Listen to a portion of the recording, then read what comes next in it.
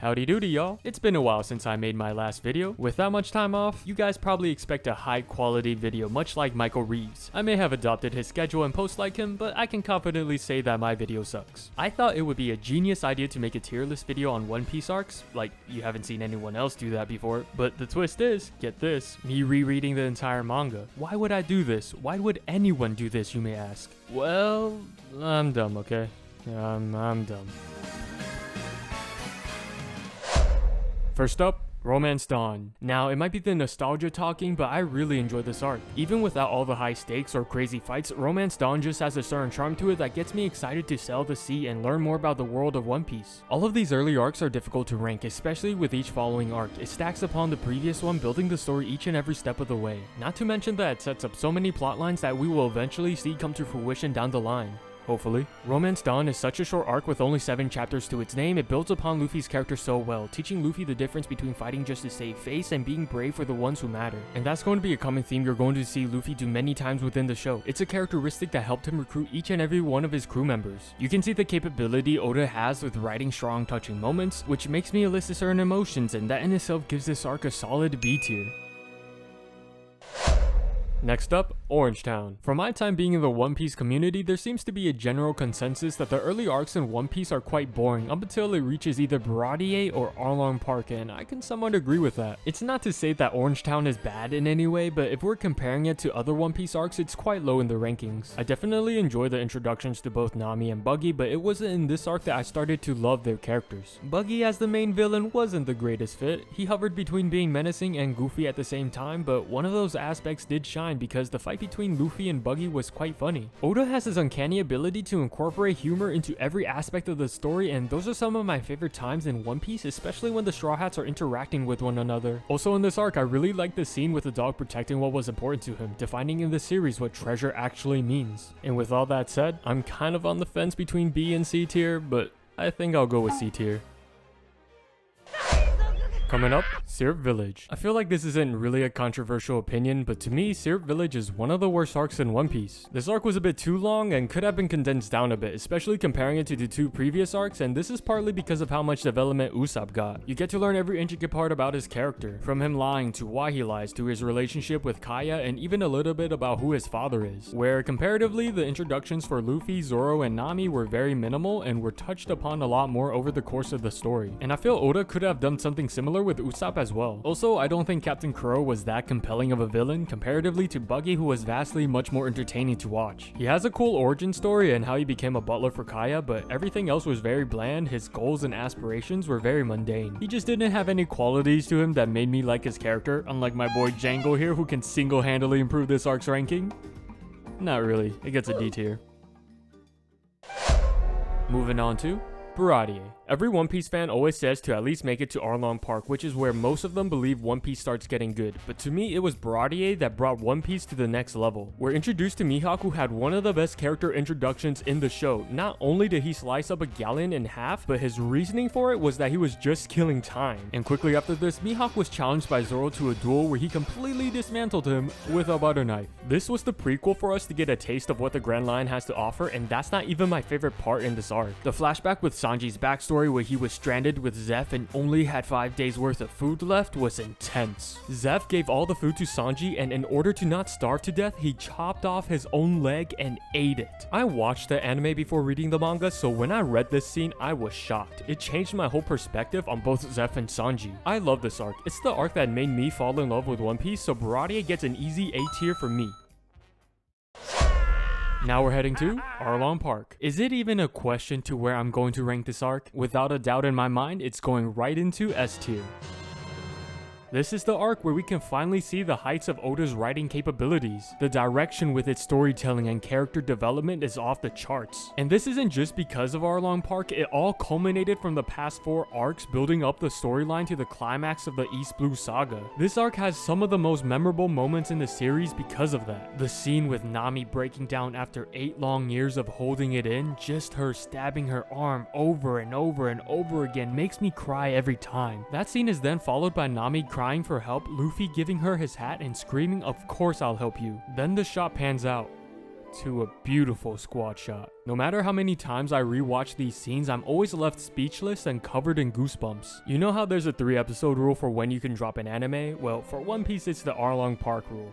Not really, I just made that up, but if you watch the entirety of this arc and don't like it, then One Piece just isn't for you. But for me, Arlong Park is the arc that confirmed my love for One Piece and made me truly excited for what's to come in the story. Alright, that's enough of me praising this arc. Let's move on to Logue Town. This arc didn't have any crazy hype moments, but I just straight up enjoyed it. Logue Town delivers a bunch of little moments that were really fun and enjoyable. Like when Zoro was testing his luck against a cursed blade, Luffy reenacting what Gold Roger did when he was on the same execution platform. The shenanigans with the comeback of both Buggy and Alvida. I even enjoyed the little interactions between Zoro and Tashigi. We're also introduced to Dragon, who has so many theories surrounding him when he saved Luffy from Smoker, which hasn't even been expanded upon in the series. There wasn't one singular moment that popped out and rose above the rest, but it was a collective that made this arc fun, so I'll give this arc a solid B tier.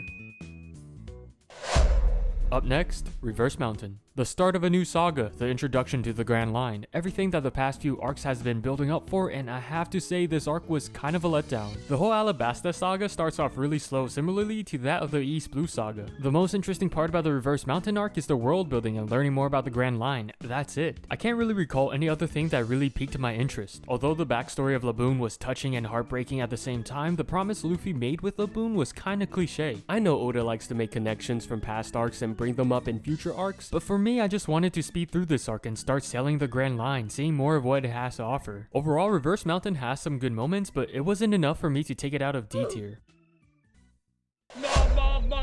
Whiskey Peak. So I found this arc fun, but kinda dumb in a way. Fun in that you get to see Zoro be a badass by completely obliterating 100 bounty hunters, then easily defeat Miss Monday after getting his face blown in. We also get to see Luffy and Zoro square off, which was pretty cool, but really misplaced because Luffy, the crew-oriented captain himself, apparently didn't want to hear what his crewmate had to say and decided to listen to a random townsfolk. This was the same Luffy that recruited Zoro because of the action and kindness that Zoro displayed in Shell's Town. I get that Luffy is a dumb character, but he was so dumb in that scene that it was actually out of character. But the saving grace to this arc was the ending. It was phenomenal. The introduction with Robin was just chef's kiss. It was mysterious and evil at the same time. We just saw Mr. 8 get blown up by her, and apparently she wants to help the Straw Hats by giving them an eternal log post to an island near Alabasta. It just wasn't adding up. I personally enjoyed Whiskey Peak, so I think I'll put this arc in B tier.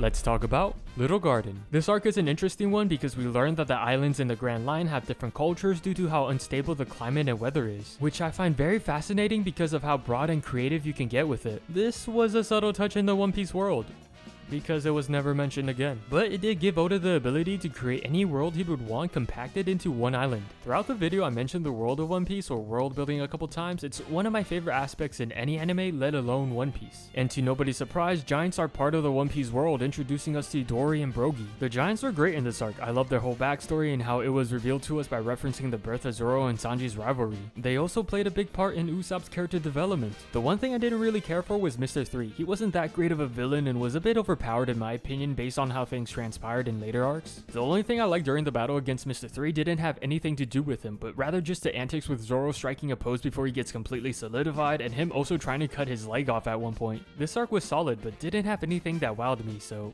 I'll put it in C tier. Next up we have Drum Island. I definitely didn't appreciate this arc enough the first time I read through it. I summed it up as bad because of how terrible Wapol was as a villain, but what I didn't realize was the beautiful story unfolding right in front of my eyes. The introduction to Chopper, our cute and lovable doctor, is by far the best out of the Straw Hats so far. The whole backstory with Chopper being an outcast because of his appearance and then finally finding someone who accepts him was heartwarming, but that wasn't the highlight for me. It was Dr. Hearlock who really stole the show in this arc. His entire being, everything he stood for, I really gravitated towards. And nothing encapsulates him more than the scene where he leaves his home on the brink of death to save 20 sick doctors, all for it to be a trap. And after he figures out it was all a setup, out of all the emotions he elicits, he starts crying from joy, seeing that the doctors were safe and well, giving us one of the best quotes in all of One Piece. If Wapol wasn't as bad of a villain as he was, then I would give this arc an A tier, but sadly that's not the case, so I'm going to be putting this arc in B tier. Finally, we arrive at Alabasta. Without a doubt, one of the better standalone stories in One Piece. It had one of the most badass villains in the series that we've seen so far in Crocodile. He was introduced in a way that made you feel his imposing presence with just the way he was carrying himself and how he was manipulating everything behind the scene like a puppet master in order to take over Alabasta. He made me feel that Luffy was in legitimate danger for the first time in the entire series. Not only because he was one of the 7 warlords of the sea, but also because Luffy almost died twice to him. Everyone had their moments in this arc. For example, Princess Vivi with her efforts to stop her own country from initiating a civil war. All the Straw Hats had their time to shine when they fought their respective Baroque Works agents and came out on top. And I haven't even mentioned all the significance this arc had in the future with the introduction of Ace and the Poneglyphs. Also, the Straw Hats' final farewell to Vivi? Beautiful. And how can I forget Mr. 2, the legend himself? With many foreshadowing going on without us even realizing, Alabasta cements itself as one of the greatest arcs in One Piece, placing it at the top of the list in S tier. Let's rank the Jaya arc. This might come as a surprise to you guys, or maybe not, but I'm putting Jaya in A tier. This arc hit all the right spots for me. World building, character development, and just epic moments all around. It has one of the most gratifying moments in all of One Piece, which is when Luffy completely obliterated Bellamy with one punch. We even got a nod to Luffy's character development all the way back from Romance Dawn with the scene at the bar. And right after, Blackbeard's iconic speech. Need I say more? This all occurred because they thought Luffy's bounty was only 30 million, which, by the way, I love how this is a way we power scale characters in One Piece. It's not a definitive indicator of who's stronger because there's so many factors that can increase one's bounty, but it's a good rough estimate of telling the strength of an individual. I love Jaya because it's one of the better build-up arcs leading up to the main act. The entire backstory of the Land of Gold and Noland was well done, but Jaya set the stage so well for Skypiea that it kind of overshadowed it in my opinion. So with that said, let's talk about Skypiea. Although Jaya might have overshadowed Skypiea, I still enjoyed it despite a lot of people's opinion of it being slow and boring, but I think a majority of them are anime only watchers because I definitely didn't get that when I was reading the manga. I really liked Enel in this arc. Similarly to Crocodile, he was imposing, but instead he literally played the role of God ruling over everyone on Skypiea, and if anyone opposed him, he would eviscerate them, striking them down with lightning, erasing them from reality. And although not fully in this arc, Haki was also introduced via what the Skypieans call mantra. That's how Enel was able to hear what people say or see where they are within all of Skypiea. Oda is slowly incorporating the narrative he wants to tell in One Piece, giving us clues by showing Robin's side mission. The Golden Bell scene was pretty epic as well, but other than that, there's nothing else that really stood out to me. I mean, I could talk about the foreshadowing they had with obviously what transpired in Wano, but just strictly within this arc, it doesn't do much. If you're reading or watching Skypiea for the first time, then you probably would even notice that there was foreshadowing in this arc. I see Skypiea with a different lens after reading it for the second time, and for me, I'm going to be putting it in B tier. Long Ring Longland. Everyone who watched the anime thought this arc was filler, but this is indeed canon, and as a general consensus, the community dubs this as the worst arc in One Piece. This arc is silly and doesn't have any cohesiveness to the story until the ending of the arc, which is where the only thing of note that occurs with the introduction of Aokiji. His display of power was very cool, especially when he freezes the entire sea, but the coolest part about him was his primary choice of transportation. A fucking bicycle. Other than the ending of this arc, the rest of it was very forgettable. Long Ring Longland is the perfect D tier arc.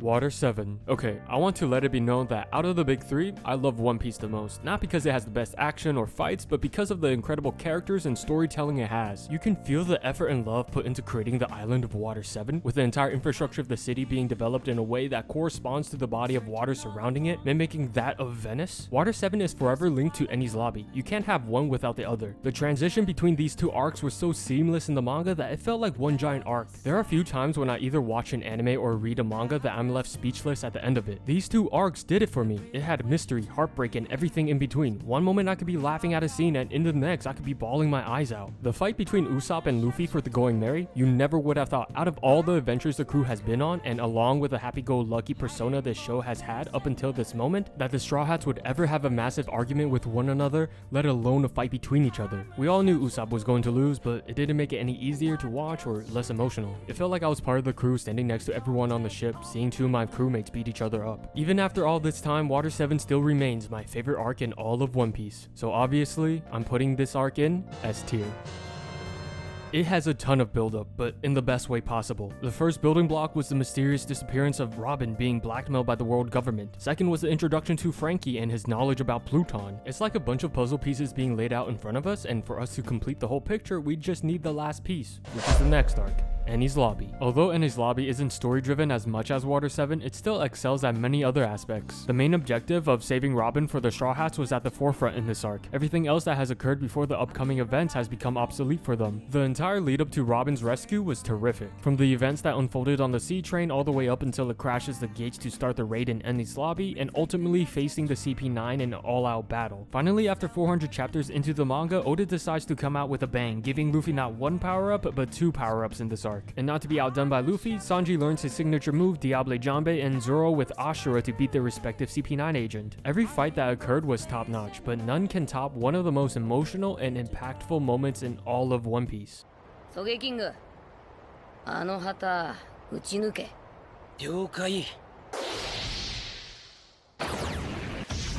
The Straw Hats knew what the consequences would be if they defied the world government, but they didn't care. This resulted in the scene with Robin expressing her desire to live, which still gives me chills every time I watch it. And of course, the Going Merry's last effort saving the Straw Hats from impending doom to give the crew one last sail to save them all before its ultimate demise. I cry a lot for quite a few things, but never have I cried for the death of a ship. Enies Lobby goes in S tier, no doubt about it. Finally, to cap it all off, we have post Enies Lobby. Some of my favorite times in One Piece are the events that transpire right after a huge arc like Enies Lobby. It typically has more world building, whether it's introducing us to more characters or showing us news that has been spread around the world and people just reacting to them. It just shows that the world of One Piece is bigger than just the Straw Hats, and that's what I love about it. In this arc, we're given more details about Luffy and his crazy situation with his family ties. Kobe and Helmeppo also make their first appearance since Romance Dawn, which I was genuinely surprised when I first saw this because I thought both of them were just throwaway characters. But Oda seems to always have a plan for everything, whether it's intentional or not. Not to mention the confrontation between Ace and Blackbeard, the meeting between Whitebeard and Shanks sets up so much for what's to come in future arcs. This arc rounds off a lot of the overarching storylines that were left off from both Water 7 and Enies Lobby, with the conclusion to Usopp's character dynamic with his crew as well as the completion of the Thousand Sunny. It's hard to rate this arc because it's so intertwined with the previous one, but since it's separate, I'll place it in A tier. Thriller Bark. The first time I got into One Piece, I heard from quite a few people that said this arc was not that good, and when I got to this arc and read it, I didn't see it that way at all. Although Thriller Bark was a bit wishy-washy, it still had S tier moments, just that everything else was pretty average. But out of my own personal enjoyment, I rate it really highly, so I'll be putting this arc in A tier, mainly because one of my favorite moments in One Piece is in this arc, where after defeating Gecko Moria, Kuma appears in front of a beaten down Straw Hat crew, and Zoro takes it upon himself in order to save everyone he would take the damage Luffy has accumulated all throughout Thriller Bark. This would kill most people, but Zoro comes out of it alive and then proceeds to say nothing happened. That to me is one of the most badass things I've ever seen, and it really cemented Zoro as one of my favorite characters in One Piece. A couple other things I really enjoyed in this arc were the fight between Ryuma and Zoro, the introduction to Brook and his whole backstory linking all the way back to Reverse Mountain, creating Bing Sake, one of the most memorable songs in all of One Piece. To me, this arc was just dumb fun, kinda like a group of friends going through a haunted house, but in the most unconventional way possible. Although Thriller Bark is great, it would be quickly overshadowed by the next arc, Sabaody Archipelago. To me, this arc is up there with the best, placing it in S tier. Something I love not just in One Piece but in general are characters and character development, especially when it's done well. One Piece has a huge cast of characters, which is a strong and yet also one of their weakest assets. In this arc, Oda introduces the worst generation, containing the most notable and infamous rookie pirates. But out of the 11 introduced, I believe only one hasn't been given much screen time, which is the downside of introducing so many characters. Although some of these new characters are already implied within the story, like Rayleigh and Kizaru, Sabaody has a ton of build up getting us ready for what's to come in the new world, setting us up with new characters and new plot lines to take with us. This arc created the most annoying group of people ever. The celestial dragons are terrible in every way, so the moment when Luffy completely obliterates one, I could not be any more happy in that one moment. Especially all throughout this arc, there was a precedent to not stand up to or hurt a celestial dragon, otherwise the world government will send a navy admiral to take care of whoever did it. But Luffy didn't care. He wanted to get revenge for Hachi for the way he was treated by the celestial dragons. I never thought the Straw Hats would lose in any way, shape, or form, but Kuma did it, albeit in a very unconventional way, where he sent each and every one of the Straw Hats to a different location. Which brings us to our next arc, Amazon Lily. This is going to be short and maybe not so sweet because I don't really have much to say about this arc. It is what it is. The only thing that really stood out to me were the introduction to Boa Hancock and her backstory, Luffy displaying his innate ability with Conqueror's Haki, and the news of Ace's execution where the world government discusses the upcoming war with the warlords. And yeah, that's about it. Although I did find the comedy in this arc quite funny, there weren't really any major story developments in this arc and it didn't really interest me enough, so I'll give Amazon Lily a C tier. Moving on to Impel Down. This is the arc when you realize Luffy has a natural ability to attract anyone towards him, especially when you notice his inability to do anything without his crew. Having Luffy go on a solo mission to save Ace was fun, much like an RPG where along the way you get new members joining your squad. And in this case, it was old enemies, Buggy, Mr. 3, and Mr. 2 all helped Luffy get into the lower levels of Impel Down. Each level gets progressively more difficult to traverse because each one has a characteristic to them that weakens and tortures the prisoners. This arc really shines through because of Luffy and his ability to generate all this chaos by gathering others to help him within a dark and previously structured environment like Impel Down. This, to me, is a solid A tier arc. Marineford. It was perfect. Perfect. When you talk about ranking One Piece arcs, Marineford is always on top of everyone's list. It's one of the greatest, if not the greatest arc in all of One Piece. Throughout the entire arc, it never had a moment where it wasn't hype. Every single chapter did not miss in the manga. This arc had the backing of the entire series up until this point. 500 chapters worth of material, all for these upcoming events to unfold in Marineford. And boy did it hit hard, mainly because of the death of both Ace and Whitebeard. And this is significant because Oda waited so long until he actually killed off a character that wasn't in a flashback. We talk about the deaths of both Ace and Whitebeard a lot whenever the Marineford arc is brought up, but one of my favorite scenes in this arc was Doflamingo's speech. Saying that justice will always prevail because it's dictated by whoever wins, that always stuck with me because the Marines to civilians are deemed as the good guys and pirates the bad guys. But to us, the readers, we see the flaws in both the Marines and the pirates, which makes that speech hold a lot more weight, especially when you think of the mystery of the Void Century. There's no need for me to explain or justify why this arc is great, it speaks for itself. Without a doubt, Marineford is an S tier arc. Post-war arc. This arc is much like the passing of the torch from old generation to the new generation, especially with the after effects of Whitebeard's death rippling throughout the One Piece world. And this is the first time we've ever seen Luffy in such a state of emotion dealing with the death of a loved one, which segues into my favorite part in this arc where Luffy starts to recollect his past and all the memories he had with Ace. There's never really a dull moment in these post-event arcs. This one specifically, I love the fact that we mentioned the after effects of what happened in Impel Down, where Blackbeard recruited the most fearsome criminals in level 6 by making them fight to the death, introducing new dangerous characters, expanding the world of One Piece much more than it was before. There's a lot of moments in this arc that carry so much weight. You can see that with Luffy questioning his dream for the first time and his interaction with Jinbei. This arc is chock full of so many little details that sometimes I glance over and take for granted. The post-war arc is well done, and for that I'm placing it in A tier. Return to Sabaody. This arc did exactly what it needed to do, which is to get the viewers and readers excited for the new world. With the Straw Hats coming back with new character designs as well as displaying their growth and strength over the past 2 years, this combination would get any fan excited for what's to come in the foreseeable future. This arc is meant for the Straw Hats to flex on the enemies that they have previously struggled with, which was expected, but much of the other events in this arc were sort of minimal and didn't really catch my attention. Overall, this arc is pretty solid, so I'll give it a B tier.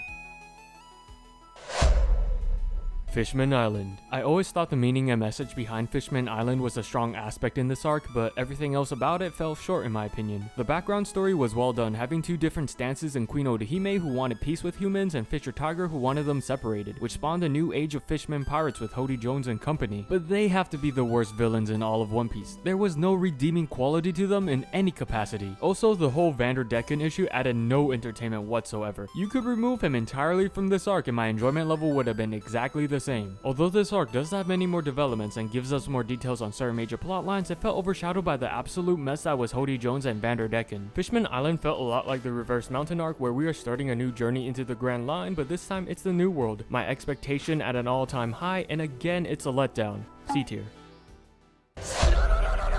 Punk Hazard. I think this arc started really strong, setting the scene with how this island came to be with the intense battle of Aokiji and Akainu, causing each half of the island's climate to permanently change. But as the arc went on, it got a bit muddy and tried a bit too much. It was a combination of a lot of things. The experiment seats are clouded with the children trying to gigantify them, the whole Smile Fruit production, Law's ulterior motive, Kinemon and Mononosuke's introduction, and the whole debacle with everyone switching bodies. It all felt a bit overbearing, but sprinkled in between were a lot of cool moments that stood out, like Aokiji saving Smoker from Doflamingo, Law while decimating a good portion of the island. And my favorite, where Zoro cuts Monet in half without haki. Half of me is saying Punk Hazard was a good setup for the upcoming arc, but the other half of me is saying it was mediocre. I'm going with the latter and putting Punk Hazard in C tier. Dressrosa. I think Dressrosa is one of the more infamous and controversial arcs in One Piece, mainly because I feel the community is split with either really enjoying this arc or disliking it due to how long the arc is. I really enjoyed this arc, but I wouldn't fault anyone for not liking it. In the anime, the episode count exceeded that of the manga chapter, so it's for sure going to have slow pacing and there's bound to be moments that aren't spectacular. I didn't watch the anime, so the pacing for me felt fine. Most of the aspects I'm looking for were met and done well. The mystery behind Dressrosa and how Oda proceeded with revealing each intricate part about it, having the alliance split up, doing their own thing and ultimately meet their end goal. The story behind Dressrosa felt cohesive and contained, much like Alabasta. Even Law's background story was beautifully done, adding much more detail to the already deep, dark history of Dressrosa. It was very much needed to help us truly understand his motive in creating an alliance with Luffy and Punk Hazard. Nothing in this arc felt misplaced. The tournament for Aces Devil Fruit, Sabo and Luffy reuniting, and the introduction to many new characters all felt fun and refreshing. Doflamingo is definitely one of the highlights in this arc. He's one of the more sinister villains we've seen so far, using his ability in unique ways like caging everyone within Dressrosa, cutting off communication and isolating them from the rest of society. The reveal of Gear 4th was a bit goofy but still hype at the same time. Also got Usopp, can't forget about him. And for that, I'll be giving the Dressrosa arc an A tier. The Zou arc. This arc has a lot of subtle details in it that doesn't really get touched upon but rather left open-ended and has the viewers imagine what happens in these certain scenarios. For example, Blackbeard versus the Revolutionaries, Blackbeard versus the remaining Whitebeard pirates. All these moments were mentioned but weren't shown or expanded upon any more than what was said. While that was occurring, we were informed of Sanji's predicament with his familial issues leading up to the Whole Cake Island arc, as well as the introduction of Raizo, which leads up to the next major arc in Wano. The reveal to the island of Zou and its relation to Wano was very well done, displaying the loyalty the Minks have for their comrades, with Nekomamushi and Duke Dogstorm fighting Jack for 5 straight days. Zou was a good connection arc, and I believe it deserves to be placed in B tier. Whole Cake Island. Whole Cake Island to me is one of the best arcs in One Piece. Sanji's entire backstory and character development in this arc is unmatched. It's one aspect that brings it over the edge compared to the other arcs listed in A tier. Some people compare Sanji leaving the crew to when Usopp left the crew in Water 7, but to me it's completely different. Sanji leaves not for his own sake, but for the sake of saving his crew and everyone he calls family from the clutches of Big Mom's threats, and even going as far to fight Luffy to do so. After the fight, severing his ties with the Straw Hats and now only having the one bright light he has left and putting on Whole Cake Island, it quickly takes a turn for the worse when he figures out her true nature, leading to Sanji showing a side of him that is more vulnerable, that of which we haven't seen before. All of Sanji's scenes were great, but the one scene I personally enjoyed the most was when Jinbei confronted Big Mom in leaving her crew, which to most people would be a death sentence with her devil fruit powers, but for it to work, one must be truly afraid of her, and for Jinbei, he was not in the slightest. This arc introduces so many new characters and has so many well done fights. Luffy vs Katakuri has a ton of little nuances going for it that pushes it above many other fights I've seen thus far. This is an easy S tier entry for me.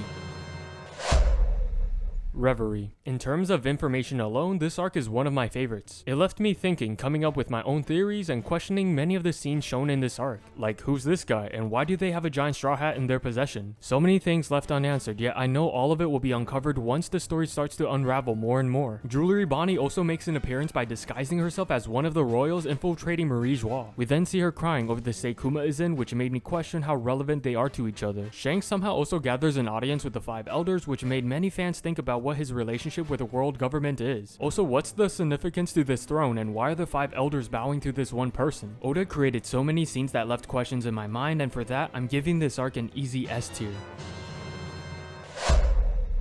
Wano Country. Let's ride! There's no shortage to how much Oda made me care about the story of Wano itself, introducing us to many new characters and showing us so many amazing fights in this arc. You can tell Oda really cares about this arc with the way he structures the environment, breathing new life into each and every panel in the manga. He even casually drops knowledge bombs out of nowhere, adding to the already vast world of One Piece. Also, he's been foreshadowing this arc as far back as when Skypiea was being made, which is over 700 chapters ago. The action in Wano is done very well, and I'm mainly saying this because of what the anime has improved improved upon it. The way they translated the paneling of the manga into an animated form, I could not have imagined it done any other way. There were some misses within Wano that could have made it that much better. To me, the character development of both Kaido and Zoro could have pushed this arc to newer heights. It could have been competing with Marineford as one of the greatest arcs in One Piece, but that's just a minor disappointment for me. Everything else was spectacular and had me on the edge of my seat. I'm always in awe when even after 1,000 chapters into One Piece, Oda is still one-upping himself, and Wano is a testament to that. So this arc is getting placed in S tier.